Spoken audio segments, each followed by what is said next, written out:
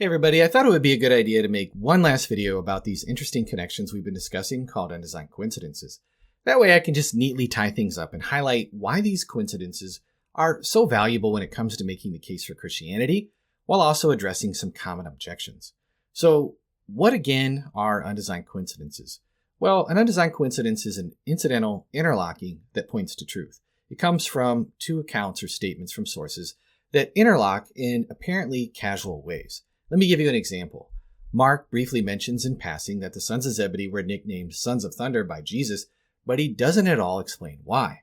Then, in another account in Luke, we see James and John, the son of Zebedee, showing a fiery temperament by suggesting calling down fire from heaven on the Samaritans when they wouldn't let Jesus pass through to get to Jerusalem. Interestingly, Luke doesn't mention the nickname, and Mark doesn't narrate the incidents with the guys going full-on Elijah mode. Yet when you put these details together, they fit really well, like two pieces of a puzzle. So why is this a big deal? Well, it suggests that the accounts had access to the truth independently. The casual way these details are mentioned is a clue to this. They don't seem to be trying to corroborate each other, which makes it less likely that they're just made up. Furthermore, these connections might go unnoticed by the audience, which wouldn't at all serve the purposes of a faker. Finding one undesigned coincidence could be brushed off as mere chance, like accidentally fitting two unrelated puzzle pieces together. But when we keep on stumbling upon lots of these connections in the Gospels, especially when each Gospel helps explain the others, it's hard to believe that they're all just random. There are actually heaps of these connections, not only among the Gospels, but also between Acts and Paul's letters. Go back and watch the playlist in the description, and I give tons of examples. What's really cool is how these connections crisscross all over the place. John clears up stuff in the Synoptic Gospels, that's Matthew, Mark, and Luke, and vice versa, the Synoptic Gospels often also explain each other. There's no clear development pattern here. The big deal is that the writers of the Synoptic Gospels couldn't have known John's Gospel would later explain things, and they couldn't have planned to set things up to match John's Gospel. It just seems like these connections just naturally come about when they talk about what happened. And because there are so many of these connections, it suggests that the Gospel writers weren't just merely kind of reliable or generally reliable. No, they were super honest. They really knew their stuff, and they really were close up to what actually happened. It's like they were passing down exactly what the people who saw Jesus said and did. So what does this all mean? It means that what they wrote down likely actually goes back to what the original disciples claimed about Jesus. And among other things, they claimed that Jesus really physically rose from the dead on Easter morning, and the resurrection appearances they described weren't merely vague, fleeting appearances. They mentioned things like eating with Jesus, touching his wounds, having group conversations over a period of weeks after he came back to life. These just are not the kind of things that you can easily be mistaken about. And even when they faced a lot of trouble, like being arrested and threatened and some of them even being killed, they kept on spreading the message. That just makes their stories even more believable, because if they were lying, they probably would stop when things got tough. But they didn't. By all accounts, they kept on going. My point is, undesigned coincidences help us make an argument that Jesus really rose from the dead that goes beyond the usual, hey, let's just use the appearances in 1 Corinthians 15 approach. What Paul mentions about the appearances are valuable to some extent, but he doesn't really describe what the appearances to the disciples were actually like. So using Paul to carry the load of our resurrection apologetic just isn't going to cut it. I understand that many scholars strongly believe that the Gospels have some truth, but are mostly exaggerated legends. So what's written about the resurrection is considered to be made up later. They think the original appearances weren't really all that convincing, which is why the Gospel writers had to go in and add more details. Because of this, many people oppose the idea of undesigned coincidences. Some might say, well, this apologetic argument is old. But arguments aren't false just because they're apologetic arguments, and they don't have expiration dates either, like milk. Others say undesigned coincidences go against academic biblical consensus. Okay, but popularity is a rotten test of truth, and there are some biblical scholars who do in fact like undesigned coincidences. Some skeptics go a lot further, coming up with creative theories, like suggesting a hypothetical source that could have contained both parts of the information and might have been copied partially. In simpler terms, to get rid of the independence, they propose the existence of a now lost super gospel that included all the details that the evangelists used.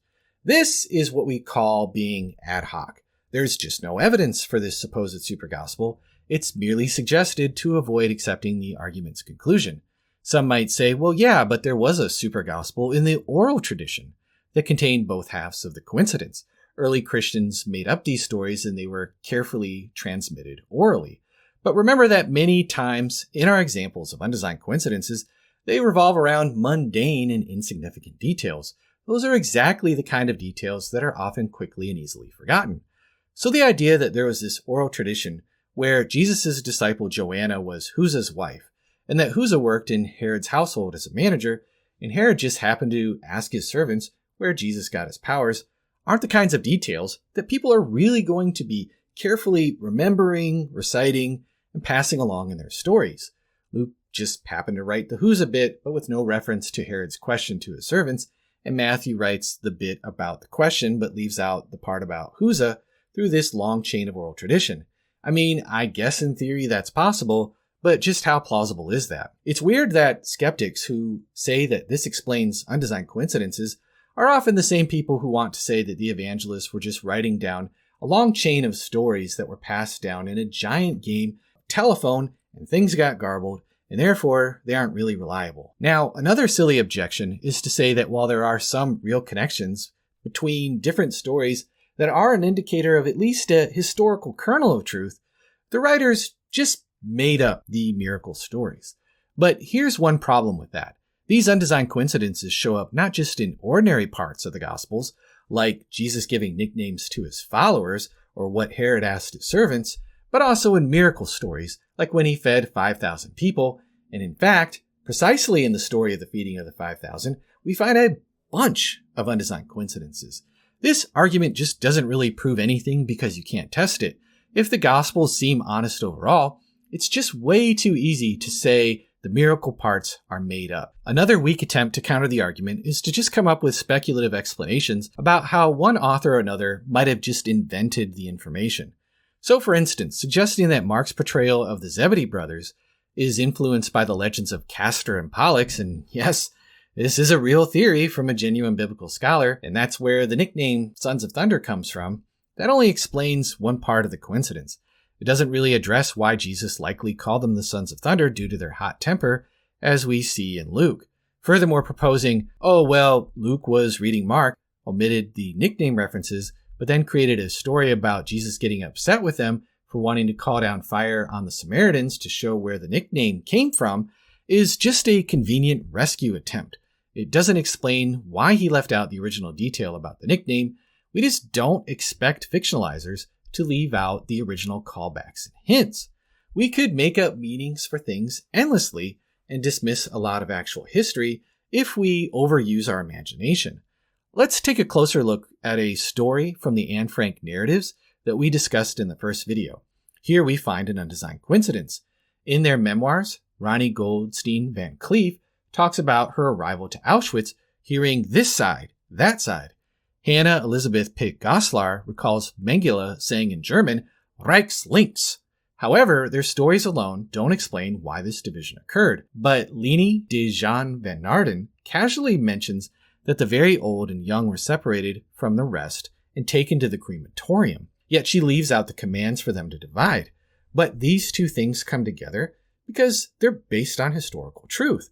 Now, someone might suggest that the instructions to separate weren't really meant literally, but could just be seen as a metaphor for the arbitrary and dehumanizing nature of selection processes.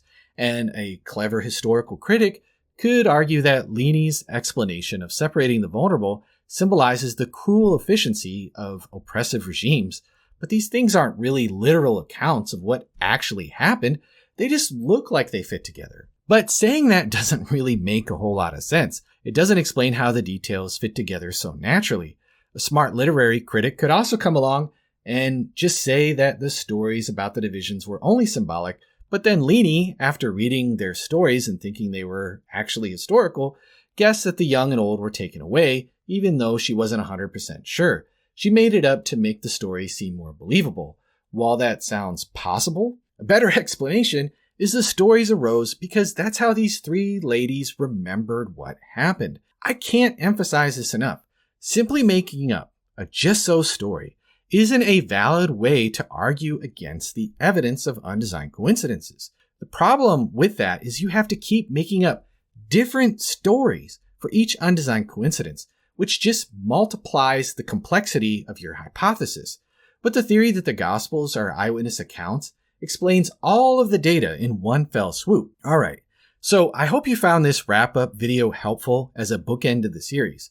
In a previous video, I also discussed why the so-called synoptic problem isn't a problem for undesigned coincidences at all. Make sure to check it out, and I'll see you over there. Thank you so much for watching.